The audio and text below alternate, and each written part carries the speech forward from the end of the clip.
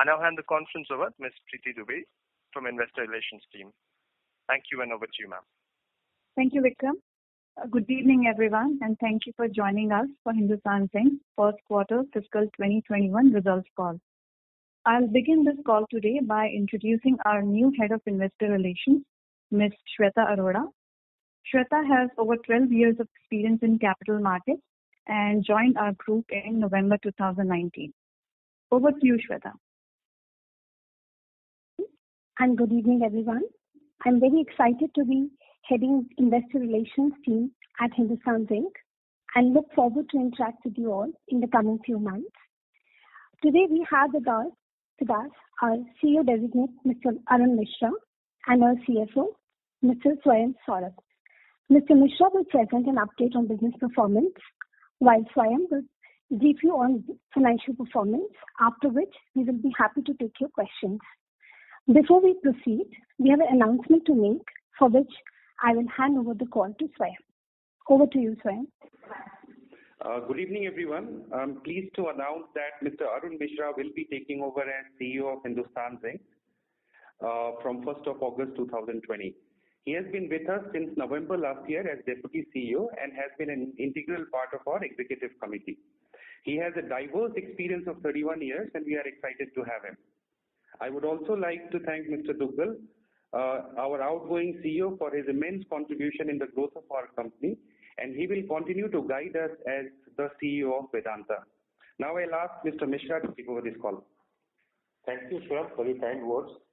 Good evening and a very warm welcome to all of you. I thank our board of directors for giving me the opportunity to lead such an illustrious company, and it will be my endeavor to continue to our growth story and achieve our vision of becoming the largest and most admired zinc, lead and silver company. I trust that you and your families are safe and maintaining all precautions against spread of COVID-19. While the uncertainty due to the pandemic is still lingering, we have done well in keeping our assets and people safe and have ramped up our mines and smelters to near normal levels. The needs of our communities remain close to our hearts, and we have stepped up our CSR activities during these times, not only to ensure sufficient supply of food, health services, masks and other PPEs, but also continue to provide access to our programs in livelihood, education and childcare. I am delighted to share that our sustainability efforts over the last several years have paid off, and we have been certified as 2.41 times water positive company. What it means is that we are adding 2.41 times more water than we are actually consuming. This is significant as we operate in a water scarce region where water availability to communities for drinking and agriculture is a key issue. Initiatives like rainwater harvesting, desilting of Udaipur Lake, water conservation initiatives like dry tailing and enhanced use of treated sewage water have enabled us to achieve this distinction. Another good news is that we are now the 6th largest producer of primary silver in the world and contribute to over 10% of our domestic demand. We have increased our silver production 4.1 times over the last decade to over 600 tons, which now constitutes approximately 13% of our total revenue. We have plans to further increase it to over 1,000 tons in the coming years through higher production from existing and new silver-rich deposits, as well as by enhancing process recovery. This will pave the way for us to become one of the top 3 silver producers in the world. Coming to quarter's performance, we have continued to deliver good performance despite losing approximately 18 days equivalent of production in April due to lockdown and other workforce-related restrictions. Through well-planned safe restart and continuous ramp-up of operations, while also complying with COVID-19 guidelines, we have achieved 16% higher mined metal production run rate in May and June than the average run rate of last year's Q1 during the same month.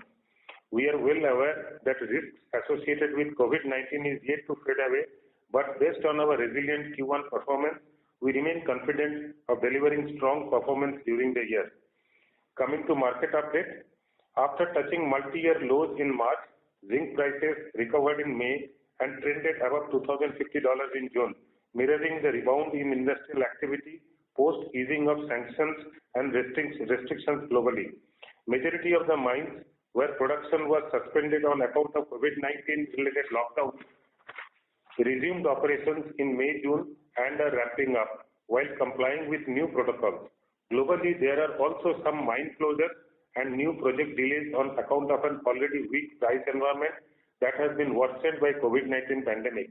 The overall impact of all this is likely to translate into a decline in mine supply by 5% in 2020 as compared to pre-March expectation of a 4% growth. On the demand side, Chinese consumption, which accounts for 40% of global demand, has trended upwards with increasing government spending on zinc-intensive infrastructure and real estate, white goods, as well as auto sectors showing momentum. As a result, Chinese zinc stocks have come down despite higher imports and higher output from Chinese smelters. However, demand in rest of the world remains disrupted with secondary outbreaks. So while we witnessed demand picking up from the lows recently, it still remains weak and expected to be lower than the last year. As mine supply is expected to be lower and dependent on ramp-up, we expect smelters will cut production due to subdued demand and lower TCs, which have declined from $300 in March to $170 per DMT in spot market. This, we believe, will provide an upward push to zinc price in the foreseeable future. In the domestic market, our key customers, including steel plants, are gradually increasing production and demand is expected to improve towards the end of the current quarter as Unlock 4.0 accelerates. Government's economic package to reboot the economy will aid downstream demand of zinc as infrastructure activities are anticipated to pick up pace. In lead, we expect replacement demand to gain traction in Q2, though it may take a while for automobile OEM demand to return to normal levels as the segment globally is struggling. Silver demand is steady in domestic market and prices are steadily rising. Gold to silver price ratio has increased further and the need for safety in these uncertain times will keep silver prices on a secular uptrend. Now an update on operations. During the quarter, our mined metal production declined by 5% from a year ago to 202 KT due to fewer operation days in the quarter. Our grades remained unchanged at 7.3% from a year ago. Sequentially, mined metal production was lower by 19% as per mine plan and fewer days of production in April. Similar to mines, smelters also saw a gradual ramp up in April and reached above 90% utilization in May and June, with production run rate being 11% higher in those 2 months as compared to similar months in Q1 of last year. Integrated metal production was 202 KT, down 8% from a year ago and 9% sequentially, in line with the availability of mined metal, with zinc at 157 KT and lead at 44 KT. Saleable silver production was 117 tons, down 26% year-on-year and 30% sequentially due to delayed stabilization at our Dariba smelting complex lead smelter and increase in WIP, partly offset by improved grades. Coming to our growth projects, the commissioning of backfill plants at Jawar are expected to be completed in Q2. Fumer plant is ready for commissioning and is waiting for OEM support held up due to visa and travel restrictions. We are conceptualizing our next phase of growth to 1.35 million ton per annum and finally to 1.5 million ton per annum. For this, a detailed life of mine planning and feasibility study is currently underway in partnership with renowned global experts. I am quite excited about this new phase in our company, which will add substantial value to our stakeholders. Before I hand over to Swayam for an update on financial performance, I would like to present our annual production guidance as promised in the Q4 earnings call. We expect mined metal and refined metal production for the year to be in the range of 925 to 950 KT each, while saleable silver production is expected to be approximately 650 tons. Now our CFO Swayam Saurabh will provide an update on financial performance. Over to you, Swayam. Thank you, Arun, and welcome everyone again. As outlined by Arun, we continue to strengthen the foundation of our operation to deliver the guided volume growth across our mines and smelters. I'm happy to share that our digitization and automation-backed cost optimization program launched last year, together with the war rooms which we created towards the end of March, have started to yield encouraging results. We have been successful in structurally reducing our costs through specific initiatives which were deployed across all our operational units. In addition to this, the tailwind of softer input commodity prices helped us to protect margin in an otherwise uncertain environment. All of this has also laid a strong foundation for us to deliver the promised performance for the rest of the year. Coming to the financial performance for the first quarter, revenue from operations was 3,989 crores, a decrease of 20% from a year ago and 9% sequentially. Our financial performance was impacted by a sharp decline in zinc LME prices, which fell 29% YOY and 8% sequentially, as well as lower lead LME prices, which were down 11% YOY and 9% sequentially as COVID-19 pandemic slowed down economic activity. Metal premiums were lower due to an overall decline of benchmark premiums in international markets, as well as mix shift to exports as domestic demand virtually halted down due to lockdown in quarter one. On the positive side, rupee depreciation aided our price realization. Zinc lead sales volume at 163 KT and 45 KT were in line with production and higher opening inventory. Silver sales of 146 tons were significantly higher than production and marginally better sequentially as we liquidated inventory from previous quarter. Zinc cost of production before royalty for the quarter was $1,019 per ton and included a $53 per ton impact from COVID-19 related donations and another $12 per ton as one-time startup cost. Excluding the one-offs, COP improved 4% sequentially and 11% from a year ago to $954 per ton. The reduction in COP is a combination of structural cost optimization measures in the area of consumption, power management, contracting, and overhead optimization, as well as softening prices of input commodities like coal, met coke, cement, and diesel. These were partly negated by COVID-impacted lower volumes and weak acid credits due to temporary mismatch of supply-demand in acid market.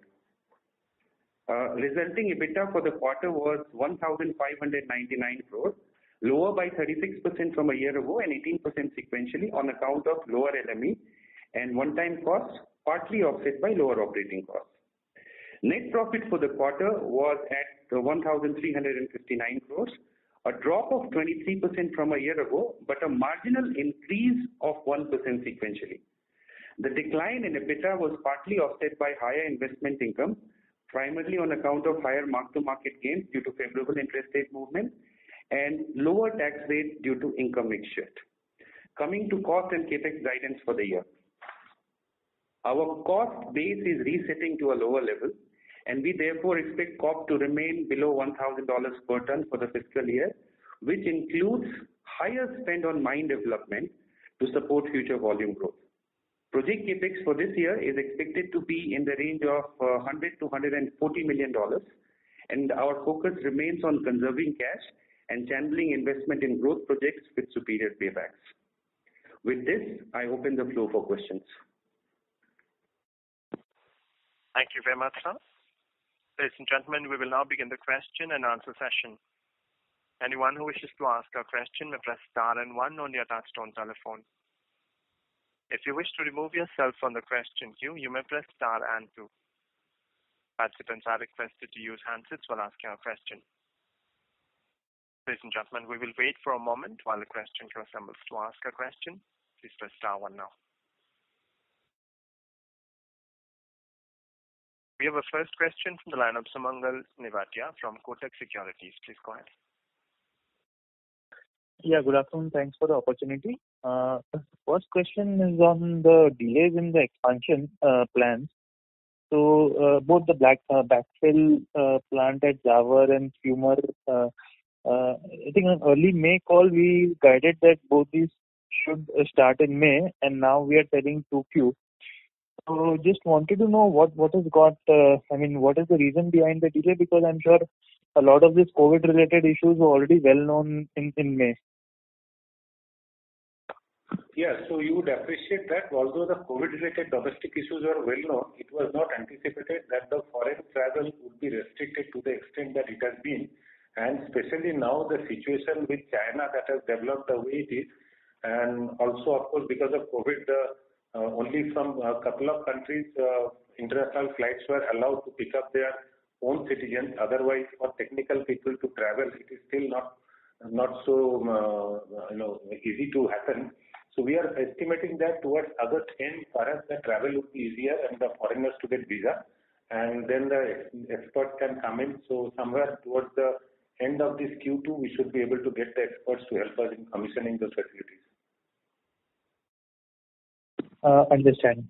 So, I mean, second half looks like we will be completing all the planned expansion projects and reaching 1.2 million ton capacity. So, can we expect a steep jump in FY22 in terms of our volume capability? I mean, just some early color and thoughts on FY22, how it can look, because then, I mean, at least on the capacity or any project commissioning side, we will not have any constraints. Yeah, so Swam here. Indeed, we expect most activities related to the current expansion growth project to be completed by Q2. And we also think this would allow us to exit Q4 at a significantly higher run rate. Of course, COVID is something we will have to watch out for. This is not gone yet.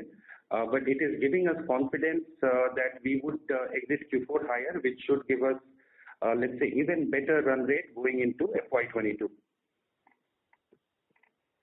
Understood. And just one last question. There's a lot of media reports that we are evaluating a bond issue of $1 billion or something.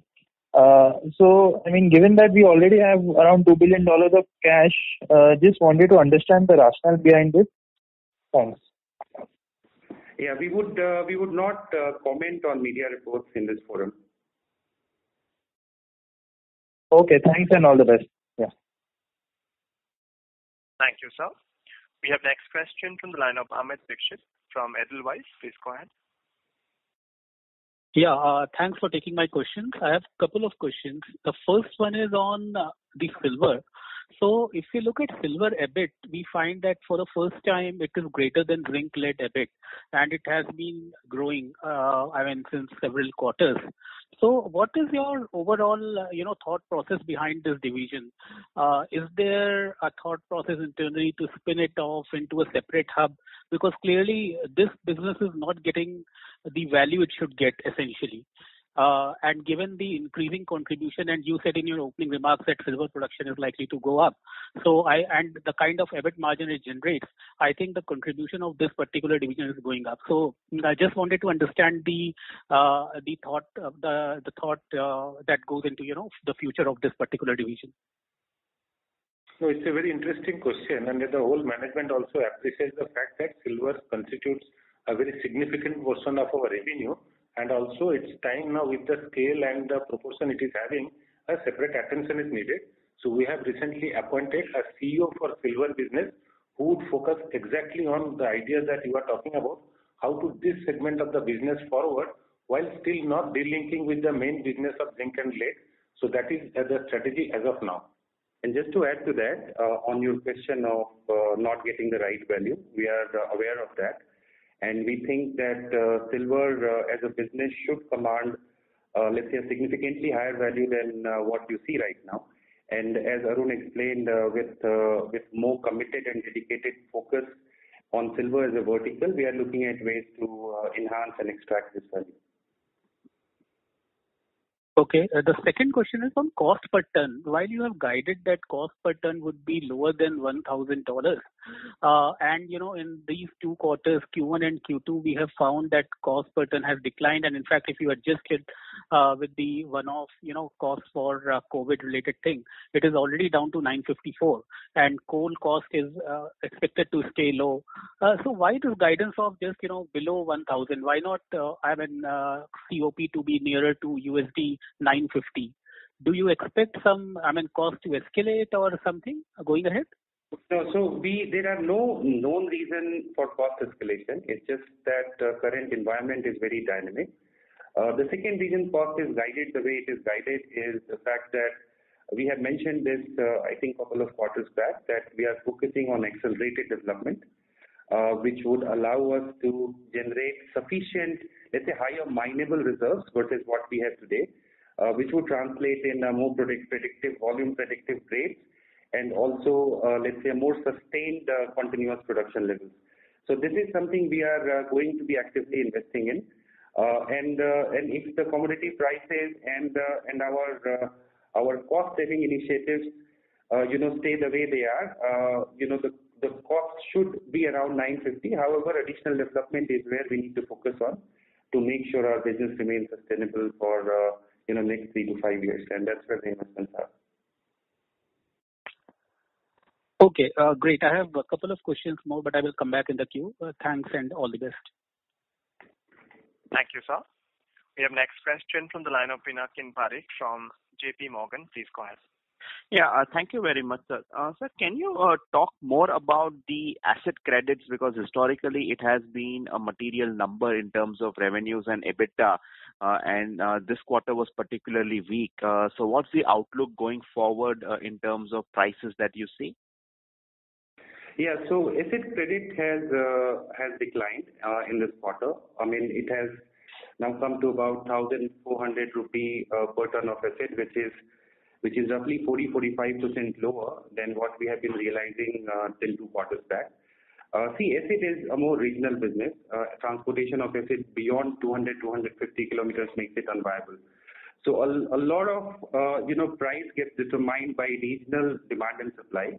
And as you know, part of the reason why our price realization came down in Q1 was because of COVID. A lot of our consumers, their factories did not start while we started to operate, which created a small delta between, let's say, demand and supply, traditional demand and supply. We do expect asset price to improve going forward. The other factor on which prices will depend is the sulfur prices, which has also crashed coincidentally by 40% over the last 6 months or so. But we think the asset prices are at bottom level right now, and on the way forward will be prices going up. Sure, sir. Sir, 2 more questions. The second question is that I would assume that in the current quarter you would have exported a much larger share of your volumes than you normally do. So what was the export percentage, and how do you expect this to trend? Because incrementally domestic sales volume will be more profitable. And the other question is that with the commercial coal blocks coming up for auctioning, does Hindustan Zinc fancy itself entering that segment, or would it remain limited to zinc and lead and not participate in the commercial coal block auction? So coal block auction, I will let Arun respond, but let me take the first question.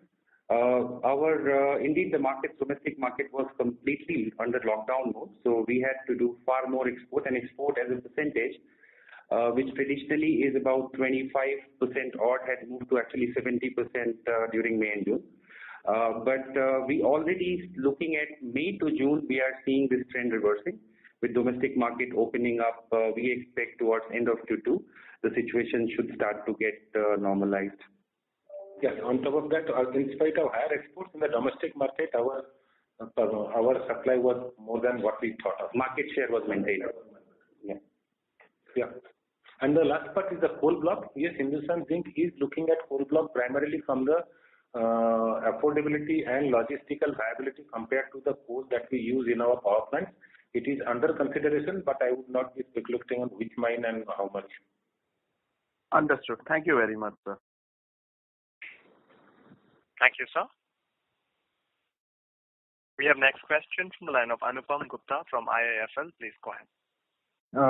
Good evening, sir. Just 2 questions. Firstly, given that exports were much higher in May, June, what's the sort of differential between the prices for exports and domestic? And the second question, sorry. Yeah, go on. Yeah, and the second question is on the capex part of it. So the capex number which you indicated, $100 to $140 million, is that only the growth capex, or does it include the sustenance capex as well? So to answer your first question, typically between export and domestic, when we sell in domestic, we have something called duty factor, which is it gets added back. So approximately that works out to be $120 per ton. Okay. That's at incremental margin we generate if we sell domestic. Right. And second on the capex. So capex number which has been guided is only growth capex. Sustaining capex is on top of that. So what will be the total capex which should build in for FY21 and 22, or 21 if you're just carrying for this year? We are still evaluating sustaining capex, and just like all other corporates, focus is on conserving cash. We expect the total capex at this moment to be between 300 million, in the range of 300 million plus minus 20-30 million. Okay. Total capex. Okay. Understand. Thanks a lot. Thank you, sir. We have next question from the line of Ritesh Shah from Investec Capital. Please go ahead. Yeah, hi, sir. Thanks for the opportunity. So my first question is, how is it that we have deployed 15,500 crores? I'm looking at it from, like, is it more towards a short end of the curve, or is it towards the long end of the curve? So if at all one had to monetize it, sir, how do you look at it? So just wanted to understand what sort of deployment is from a maturity perspective. So all our investments by design are for the long term, because our goal is to focus on tax efficient fixed income or debt investments. Any specific queries around what are the maturity profiles can be obtained offline from our investor relation team. Okay. And sir, when we say long term, is it like 1 year plus, and that would be say 90% of total, or would that be a fair roundabout number? You should reach out to our investor relation, and they should be able to guide you. It's typically 3 years plus, because you get 4 indexation benefits, but there are different products with different level of tax efficiency, and maturity follow. That's helpful. So my second question was a bit related. Pardon me for my ignorance. But if a company had to raise debt, a certain large quantum, is it something that the board has to sanction the quantum? Is there any regulatory requirement around this? So you're asking me what are the requirements of Companies Act? Yes. So basically, my next question was, assume if it is yes, then what was the last approved or sanctioned quantum that is something which the board has for if there is some requirement of this sort? Yeah. So in past, whenever we have raised it, we have asked for board approval, and that's I think all companies are required to follow, and that's where I would leave this question. Okay. We can't basically disclose the sanction quantum over here? We don't, because we don't disclose this information, as a standard information disclosure. Okay. I'll just move to, I have a few more questions. Sir, is there any update on saved leases? I think the government was talking about abolishing Section 10(2)(b) of MMDR Act. This is something which is critical for Hindustan Zinc. Sir, has there been any update over here? Positive, negative, work in progress? Section 10(2)(d) of the MMDR. So as of now, on the MMDR Act changes, on all our leases, on the life of mine, it is still protected. There is no risk towards our ownership of the leases that we have. So this also includes the saved leases, which stood allocated prior to MMDR. That is, I'm referring to the sunset clause. Okay, so all those there are under various clauses we still have right over them, and for which we are in talks with the government. Some cases are on the PL, and some cases we have applied for. Somewhere our government has extended, like in a BK2 project, government has extended the mining lease, and some cases we are working with the regional authorities to get our hold on the leases. Okay. Sorry, sir. I just going a bit. My second question, my fourth question is for Swayam. Sir, there was an ongoing case on economic contractor. This was pertaining to the payments in this quarter because of the COVID issue. What is the impact of that on the employee cost for this quarter, or is it something which has been deferred and it can come into Q2?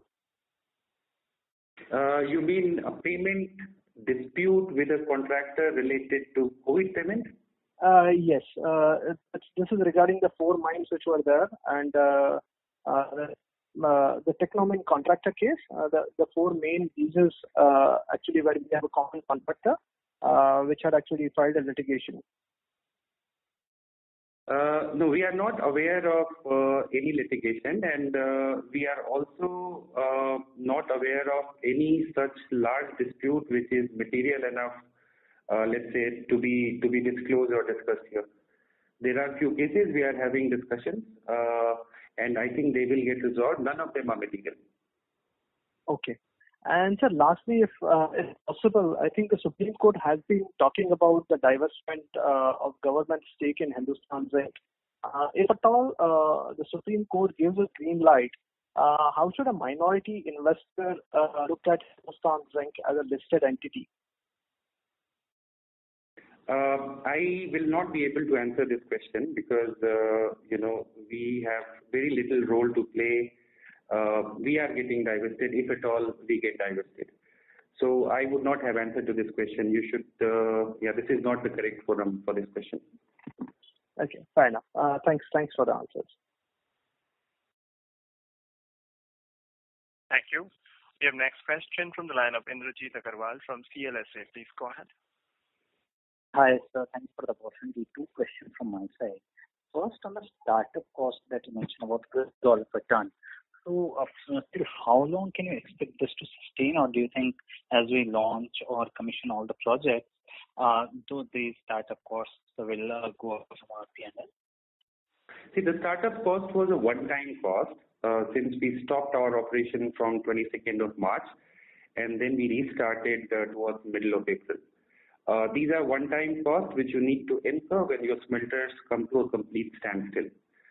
They are not expected to be repeated in coming quarters. So, during the lockdown, was the smelter entirely closed, or we did something like hot idling of those smelters?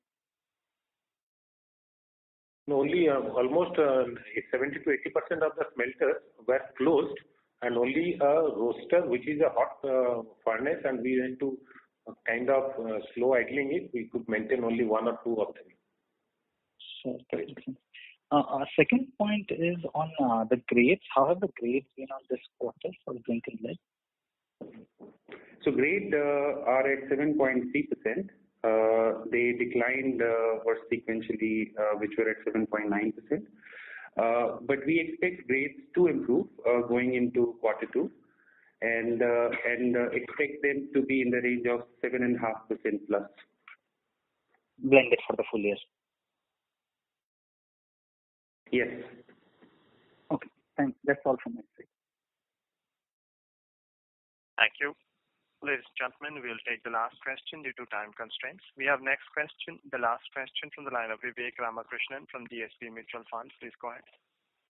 Sir, good afternoon, sir. I'm really sorry I have to go back to the debt question only because there's also a CRISIL rating rationale which has assigned the 8,500 crore fresh NCD line. So could you at least guide us in terms of what are your debt raising plans? Because I know you raised CPs in the last quarter. And how much do you propose to raise as long-term debt, and what would be the end use? See, as I replied earlier, this is not an appropriate time for us to provide specifics. So I would request you to drop here, and once we are closer to any concrete plan, we would via our investor relation, you would be informed. Okay, fair enough. Thanks a lot, sir.